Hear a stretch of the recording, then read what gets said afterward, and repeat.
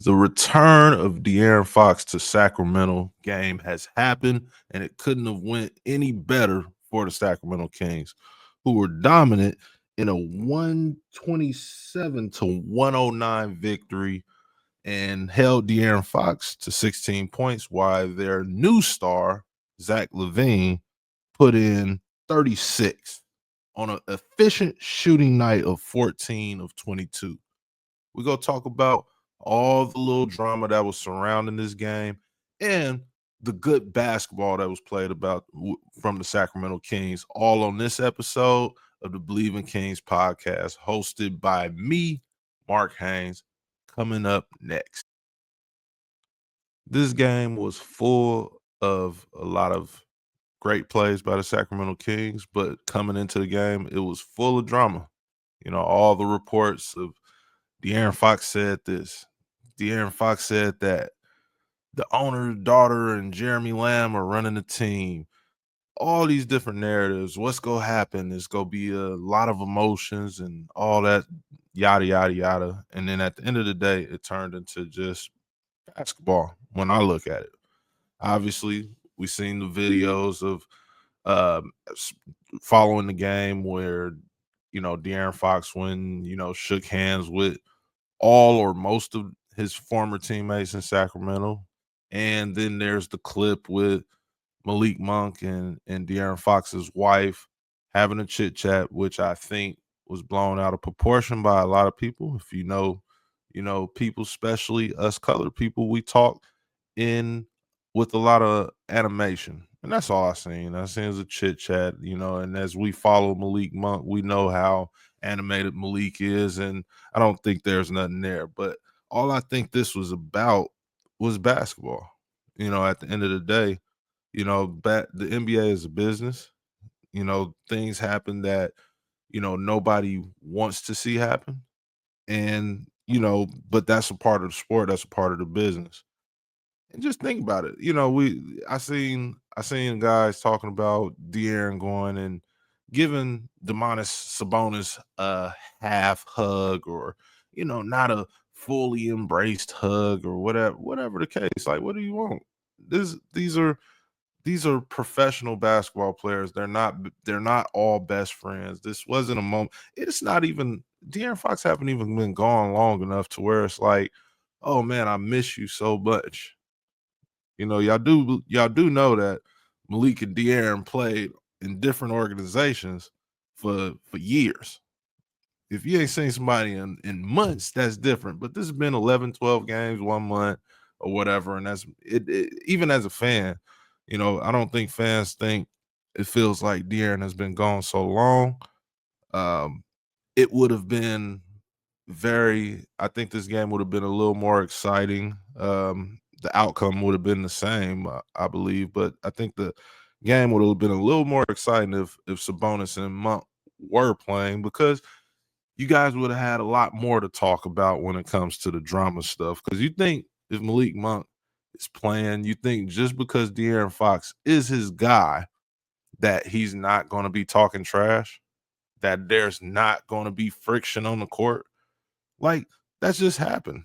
I have brothers and friends and people that I compete with. And if as long as you on the other team or whatever, I'm going at you.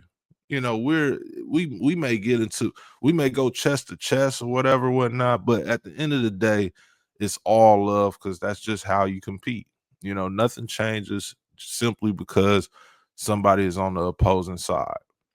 And I know the drama and everything leading up into the game is what probably got people thinking, oh, maybe it's, more. Like, end of the day, who cares if, you know, maybe Malik or Sabonis, maybe they do feel some type of way about Fox leaving. But at the end of the day, like, you have disagreements. You don't see eye to eye on every little thing just because you're good. But I think everybody in this situation is as good as good gets. I don't think it's no hard feelings from, either side, from the Kings or Spurs. Obviously, like De'Aaron Fox said in his post game interview, he was like, I said my piece already. And that's that. That's all it is, or whatever. They're moving on. And the Sacramento Kings are moving on to face the LA Clippers next with another win under their belt. They're headed in the right direction. And I think since this trade has been done, it's not this trade specifically, but since the trade deadline and the addition of Zach LaVine, Jake LaRavia, and Valanciunas, like I think the Sacramento Kings have gotten better. I think this is a better team since the De'Aaron Fox days, and I think they're showing it. They're out there, they're competing every night. They're playing a good looking brand of basketball.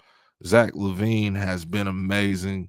Valanciunas has been an absolute beast. He's been the perfect backup for Domantas Sabonis, and he's been the perfect fill-in guy since Domantas has been out. With the hamstring injury.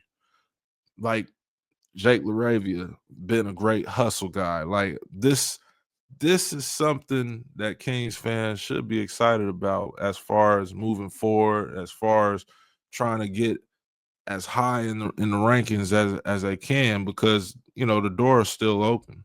The door is open. Reaching 6 is going to be tough. To get into the playoffs, it's going to be tough. But and as we talked about before, if you haven't seen it, you've read that the Sacramento Kings have one of the toughest remaining schedules to finish the season. But in order to be a good team, you got to be able to beat good teams. And in order to get that 6th spot, that's what you have to do. You have to be a good team and beat some good teams. And I think this Sacramento team might surprise a lot of outsiders. I think the fans who believe, there you go, I almost didn't use my word, but who believe in the Kings, I think those people already know, like, all right, this might be something, special happening here in Sacramento. Now, obviously, they still have work to do. Obviously, still have to figure out rotations. Last night was a blowout win against San Antonio, who's without Victor Wembanyama. And obviously there's, you know, no disrespect to them, but that's not a good team right now. They're going to be a team in the future. It's going to make a lot of sense why De'Aaron Fox wanted to go to the San Antonio Spurs. They got a lot of young talent. They have a young superstar in Wemby. And they're going to be a team, that nobody wants to see, for years to come. But right now, that isn't who they are. Right now, they are who they are, which is a bad team, which is trending down. With that injury, like I said, that's something there. I don't see them, recovering as talented as a team that is. But for the Sacramento Kings, I think like the Lakers, pretty sure this is the first time I've probably brought up the Lakers on this show or whatever. I bet other shows do it a lot more often, but maybe not, man. I'm wrong. But like the Lakers, I think the Sacramento Kings are one of the teams in the Western Conference that are getting better still.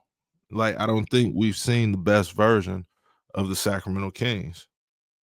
Before the trade, when De'Aaron was here, I felt like we seen the best. I felt like there wasn't anything that roster and could do to get better, to get over the hump. I think I'm hopeful with this team. Now they're 33 and 29, and four games over 500, and I think they could climb. I think they could go in LA and get a win against the Clippers. I think this team potentially could be really. Oh yeah, I'm gonna say it. I believe this team could be really good. I think this team has potentially put themselves in a situation to accomplish what we thought the original roster coming into the season would have been able to accomplish, which is get out the first round. I think the way this team is trending in the direction they're going, I think that's possible. I don't think that's far fetched as long as they continue to grow continuity, as long as they continue to play hard and something that the original roster wasn't doing coming in, as long as they keep shooting the ball well, they will have a chance. There was again, last night was against a bad team, but this has been a trend the last few games or whatever. But last night they shot 51% from the field as a team, 44% from three, and 63 from the free throw line, which is not good. But the 51 and 44, although it was led by Zach LaVine, but that when Zach came, that was one of the things that I thought would change. And I thought that was one of the things he would be, responsible for changing is high volume, consistent 3-point shooting. And coming into this, his tenure with the Kings, that wasn't happening. We all remember the famous clip from Malik Monk in the locker room where he said, MF or don't, I ain't gonna act like I don't cuss, but I don't cuss on this show. But he was like, MF will, make 3-pointers on everybody else, but ain't making no threes here or whatever. And now he's doing what everybody thought he can do. Not even thought everybody knew he could do it. And now he's doing it, and that's making the Sacramento Kings a much better team. They're going through less fewer shooting droughts, uh earlier in the year or whatever. It was just like, man, it was starting to get painful to watch them, throw up threes. It was like, stop, cut it out. Go to the basket. And now I don't remember since obviously there's been a 12, I think 11 or 12 games, but it hasn't been a moment where I'm in a while where I'm like, they have to stop shooting threes. Like, go to the basket. They're playing good offensively. They I was talking to a colleague about them defending and being better defensively. I'm not sold on saying they're better or doing better defensively, but they're figuring out ways of winning basketball games. And at the end of the day, that's what matters most is winning basketball games. I think you're getting better effort on defense, but I still don't look at this roster and I don't look at, you know, any guys outside of Keegan Murray and Keon Ellis. And I throw Jake LaRavia in there. I like what I see from Jake LaRavia defensively, but outside of those, three, Markel Fultz, sure, but he struggled. He struggled. He played 3 minutes in the victory against the Spurs, but it's only been 3 or 4 games for him. But outside of those guys, I don't see this team as being a defensive team. So I'm not going to go there, but I think they can improve there. And I think they have to improve at on that side of the ball if they're going to make it to the second round, which I Bleav they can do. Now, we'll have to get through the rest of the season. We'll have to get through different injuries and seeing how, bringing back Sabonis and when Monk gets back, which could be very soon, um, keeping the good vibes going. And I think getting this win against the San Antonio Spurs and De'Aaron Fox, I think this was a great win, being that I wonder what we would be talking about, what the narrative would be if the San Antonio Spurs, let's flip it around. Let's say the San Antonio Spurs came in the Golden One Center, De'Aaron Fox first game back, and not Zach LaVine, but he goes for 36 points on 7 of 11 from the 3-point land. And Zach LaVine finishes 6 of 17 from the field for 16 points, and it's a negative 19. Everybody would be going crazy. Everybody would be saying, oh, especially with everything that was said coming into the game from the different articles and stuff, everybody would be saying Vivek is an idiot and Monty McNair needs to be fired and everybody. It would be crazy.